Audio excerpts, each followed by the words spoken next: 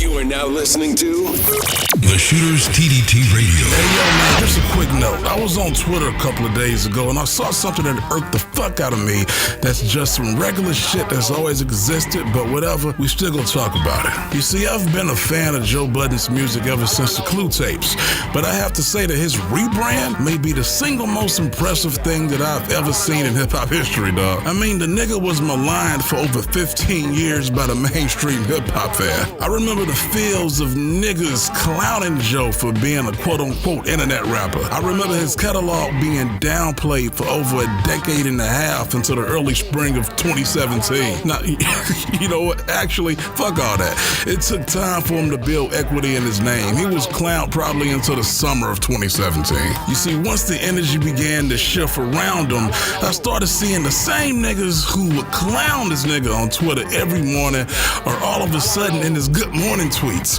all of a sudden these niggas are saying that he's in the top 10, bro. Now, this isn't about Joe Budden. It's about the hive mind of you fake-ass hip-hop niggas, man. You see, like, 95% of all listeners of music don't listen to music because they actually fucking like it. They listen to it because they feel that they can be defined by what they're listening to. Now, on the surface, what a lying-ass nigga would say is that, well, it's a way of expression of who they are. Nah, bitch. That's only for the remaining 5%. And I'm not going to allow you 95% ass niggas to hide behind that authentic 5. You see, that 5% can define themselves within their own personal vacuum, but that 95% inherently is dependent on the validation of one another within that 95. Now, these numbers are completely an approximation in nature, but you niggas get what the fuck I'm trying to say. You see, now more than ever, social media has regular ass niggas pretending as though their Facebook page is their personal brand. So as a result, niggas only listen to what they can be defined as,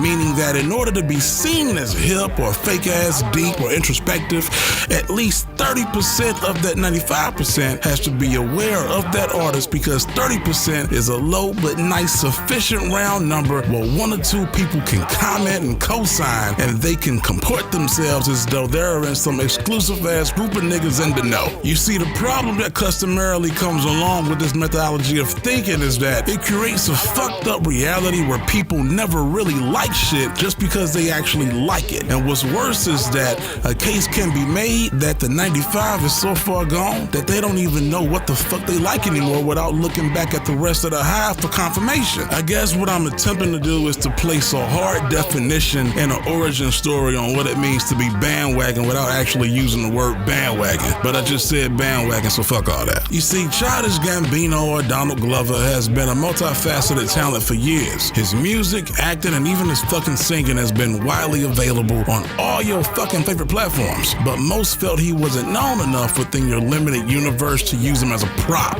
or an ancillary piece to your imaginary brand until the show Atlanta, and more impactfully, the Golden Globes and the fucking Emmys. Now, I know that most likely this shit would never change, but I had to publicly say that it's sad as fuck that as a collective that we just can't like shit anymore just simply because we like it. We've lost what it means to be an individual. We've essentially disconnected from ourselves as a sacrifice in order to connect to everyone else. And even if we did go back, we would most likely suffer from some sort of atrophy after not using our brain for so damn long. But what the fuck do I know, man? I'm just a nigga that fucking knows everything. It's the Shooters, man.